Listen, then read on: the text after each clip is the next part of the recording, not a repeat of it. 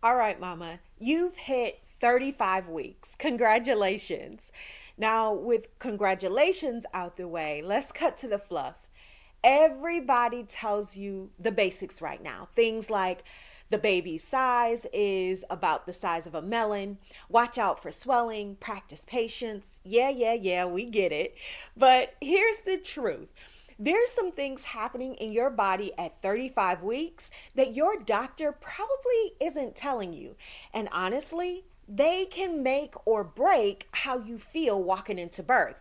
So stay with me because today I'm spilling the little known science of week 35. Things that affect your brain, your hormones, your sleep, and even how your labor might start. And trust me, once you know these, you'll feel way less in the dark about these last few weeks. All right, now I got a quick question for you.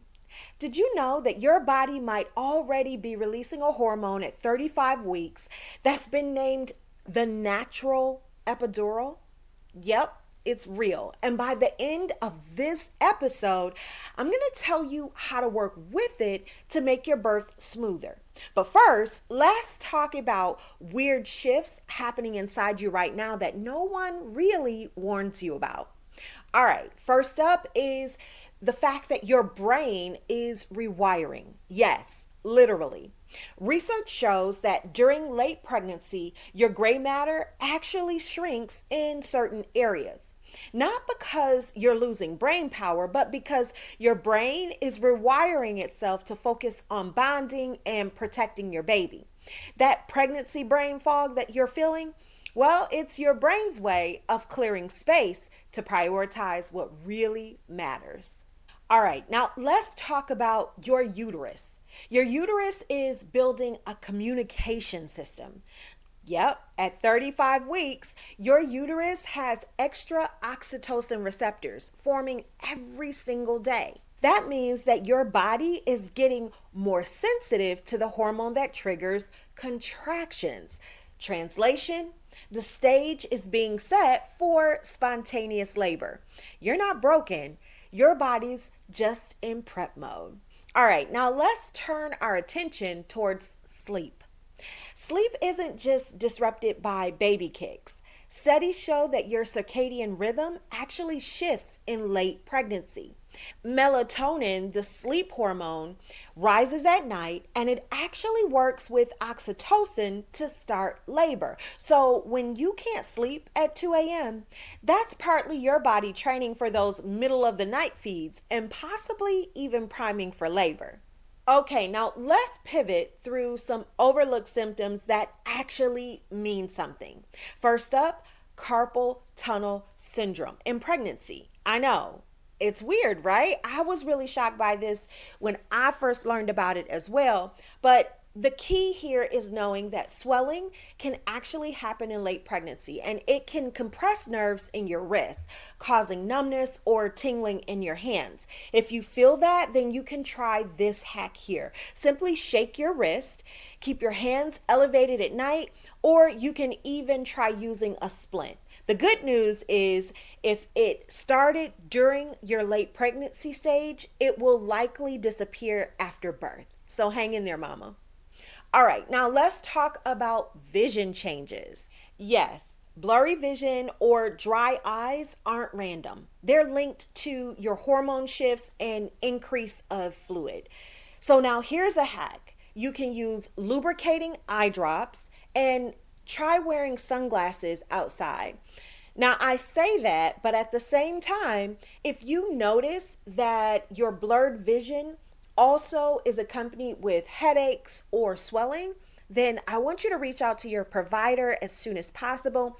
I always like to encourage my moms that it's better to be safe than sorry. So if you see a cluster of those symptoms, again, blurred vision with headaches and swelling, then you need to reach out to your provider immediately.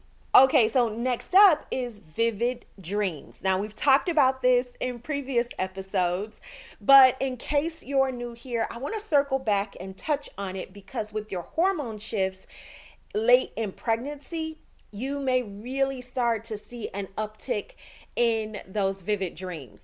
Now, again, if this is your first time, let me just briefly explain what's going on. You have your hormones that are surging and a little bit of anxiety because of this upcoming birth. And with that, you start to have more REM sleep.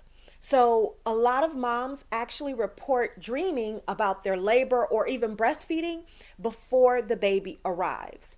Now, here's a hack to just help you calm your nerves about these dreams if they're a bit unsettling at times. And that's just to use these dreams and the clues that they are sending you about your subconscious worries. And the best thing to do here is just to grab your pregnancy journal and journal about them, right? Get your thoughts out on paper. Usually that helps us to put things in perspective. And you can also try talking to a close friend, family member, and of course, your partner, and letting them know how you feel. A lot of times just getting that out, getting it off your chest, as they say, tends to help a whole lot. So try that.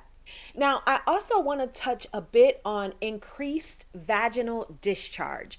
This is your cervix producing more mucus to protect baby from infection. Now, if you notice anything that feels a little off, if you notice any blood in the discharge, I encourage you to reach out to your provider, because it's always helpful to have them just look at everything and make sure that you are progressing in the normal fashion. If there is anything to be concerned about, they can always catch it early as long as we keep that communication open. So be sure to reach out to them if anything feels off in regards to your vaginal discharge. Now let's really focus our attention towards some of the behind the scenes that's going on this week, some of the sciencey things that's happening with your body that you likely are not even aware of what's going on, but it is happening. So it's time to get excited just knowing about some of these things. Now, in the intro, I talked about nature's epidural, right? Well, let's start there. Around this time, your body ramps up beta endorphins. That's a natural pain relieving hormone. And these are the same chemicals that athletes get when they have what's called a runner's high. The more relaxed and supported you feel, the stronger they work for you in labor. Now, let's talk about your baby and learning your voice. We've talked about this previously in other videos as well, but I also want to circle back to this because at 35 weeks, your baby can not only just hear your voice, but they can also recognize patterns and rhythms. Yes, talking, singing, or reading out loud actually calms them after birth because they already know your voice. Now, if you've been along for the ride, you've probably already started talking to your baby a bit more based on some of the other episodes. But in case you're new here, now's a good time to start, mama. So keep that in mind. All right, the last sciencey thing that I want to kind of cover into this week's episode is the colostrum. Your breast might leak a little golden fluid, and that's because colostrum has already started to form. Your breasts are changing every week, preparing for this new baby and preparing to breastfeed. That golden fluid that you may see that leaks out from time to time, maybe after you've gotten off the shower or you go to change your clothes and you notice it either in your bra or maybe crusted around your breast, that is colostrum, and that is your baby's first liquid gold meal. It's packed with antibodies, and if you notice it, it's time to celebrate. It just simply means that your body is doing its job. Yay! Now, if you don't notice it, it is still happening. It's still working. And I've had clients that have been on both ends of the spectrum. Some will tell me they notice it, when they're getting dressed. And some will say, nope, I didn't have it at all, but I felt my breast getting bigger or more tender. And those are also signs as well. So it's happening, mama, whether you see it or not, but especially if you see it, go ahead and celebrate. Okay, I thought it would be fun to really tackle this myth as well. And that is the one that says labor just starts when it starts. Kind of, but not exactly. There's new research that suggests that there's actually a biological conversation between your baby's lungs and your uterus.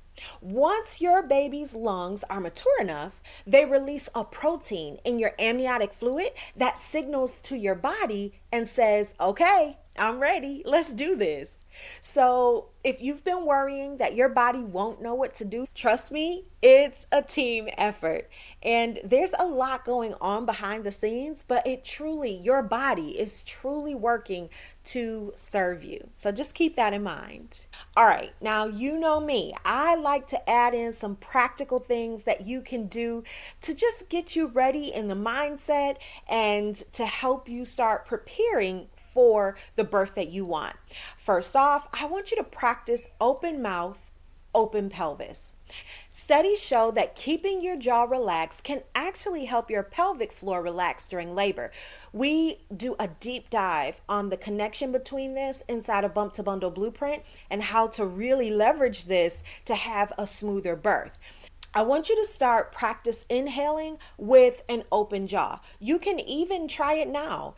It trains your body for the big day. So the more you do it, the more your body will jump in and know what to do when the big day comes.